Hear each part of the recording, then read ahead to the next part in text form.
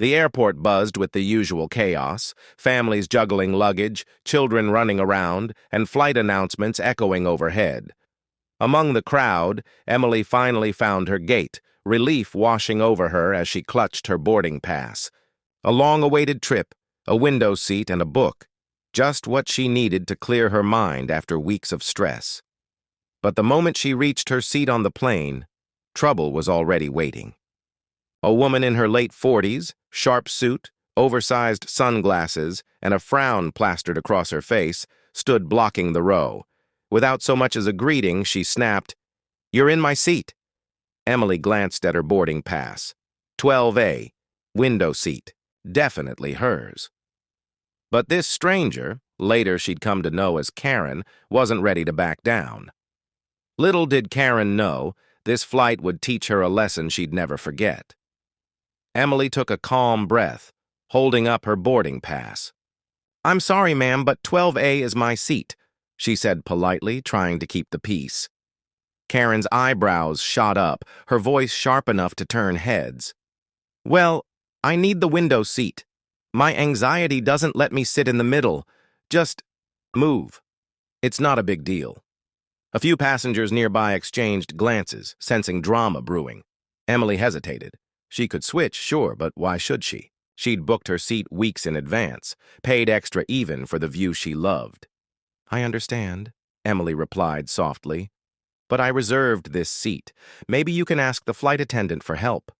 Karen scoffed loudly, muttering something, under her breath as if Emily had committed an unforgivable crime.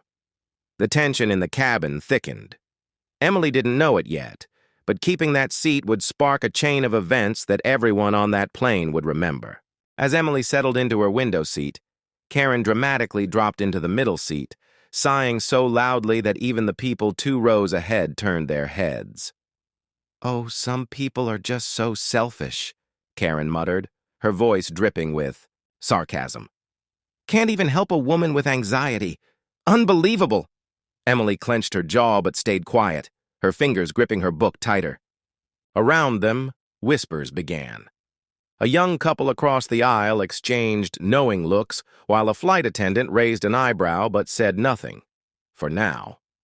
The plane began taxiing, and Emily gazed out of the window, reminding herself to stay calm. She had planned to enjoy this trip and wasn't about to let a stranger ruin it. But Karen wasn't done. As the plane ascended, she nudged Emily's arm.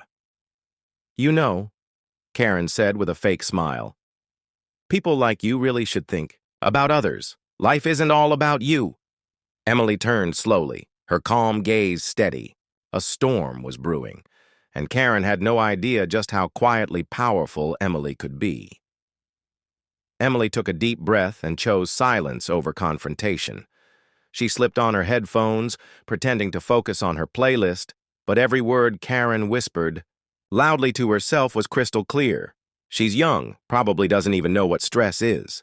"People these days, no manners," Karen muttered, glancing at Emily as if waiting for a reaction. But Emily stayed calm, her gaze fixed on the clouds outside. Inside, though, she was making a decision, not to argue, but to teach Karen a quiet lesson that no one on the flight would forget. The opportunity arrived sooner than expected.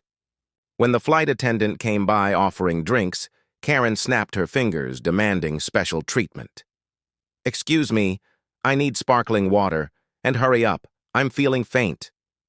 The attendant's polite smile faltered for a split second, but she obliged.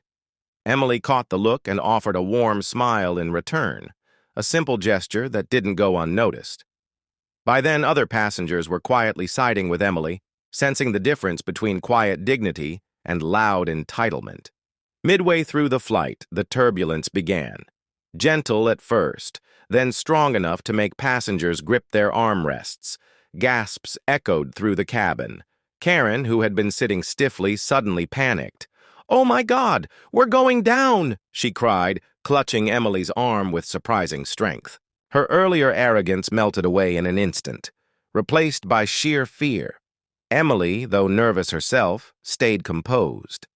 She gently pulled her arm free and said calmly, Take deep breaths. You'll be okay. Just focus on my voice.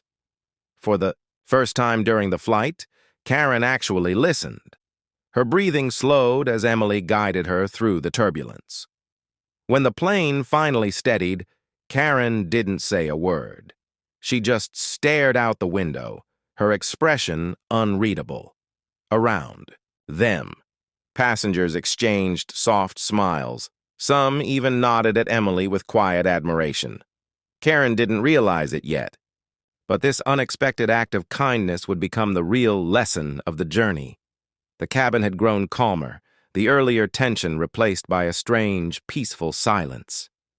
Karen sat stiffly in her seat, her fingers nervously tracing the edge of her armrest. Finally, she spoke, her voice lower, softer. I'm sorry, she whispered, not looking at Emily. I shouldn't have spoken to you like that. I get scared flying, and I panic. Emily closed her book and turned toward her, offering a small, reassuring smile. It's okay, she said gently. Flying can be tough, but next time just ask nicely.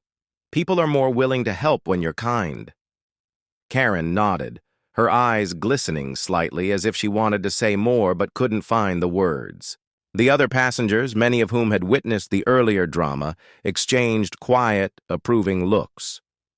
In that moment, the lesson sank in, not through anger or revenge, but through unexpected grace.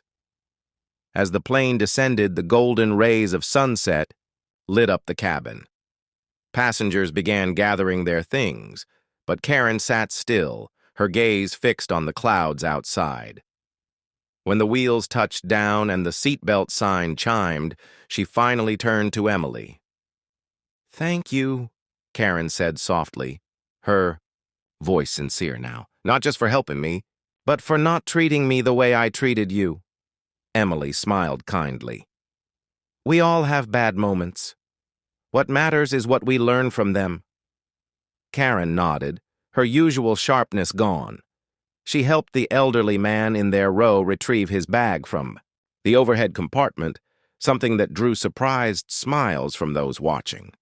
As they exited the plane, Karen paused and whispered, "Safe travels, and I hope you get every window seat you want from now on." Emily chuckled, walking toward her new adventure with a lighter heart. Sometimes, she realized, the best lessons aren't taught with anger but with quiet strength and kindness, and this one had been unforgettable.